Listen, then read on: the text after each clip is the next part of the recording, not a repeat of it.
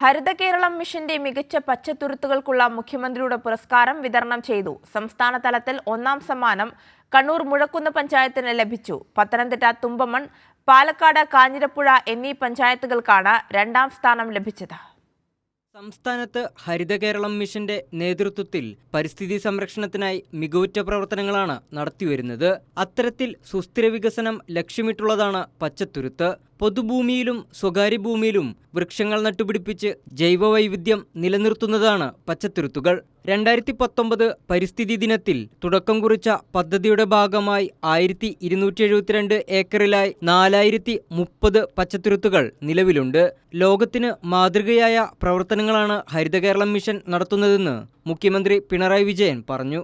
പരിസ്ഥിതി സംരക്ഷണം ലക്ഷ്യം വെച്ചുകൊണ്ടാണ് നമ്മൾ നവകേരള പദ്ധതിയുടെ ഭാഗമായി ഹരിത കേരള മിഷന് രൂപം നൽകിയത്.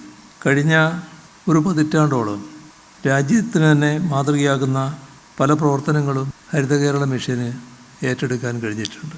തദ്ദേശ സ്വയംഭരണ സ്ഥാപനങ്ങളുടെ നേതൃത്വത്തിൽ നടപ്പിലാക്കി വരുന്ന ഇനി ഞാൻ ഒഴുകട്ടെ എന്ന ജനകീയ ക്യാമ്പയിൻ ഇതിനകം തന്നെ പ്രകടമായ ഗുണഫലങ്ങളാണ് സൃഷ്ടിച്ചത്.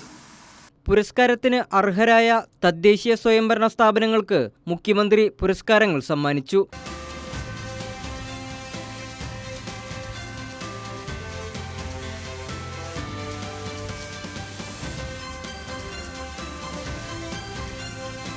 ചടങ്ങിൽ മന്ത്രി എം ബി രാജേഷ് അധ്യക്ഷത വഹിച്ചു. സംസ്ഥാന തലത്തിൽ മികവ് തെളിയിച്ച പച്ചത്തുരുത്തുകളെക്കുറിച്ചുള്ള അവതരണവും ചടങ്ങിൽ നടന്നു. കൈരളി ന്യൂസ്, തിരുവനന്തപുരം.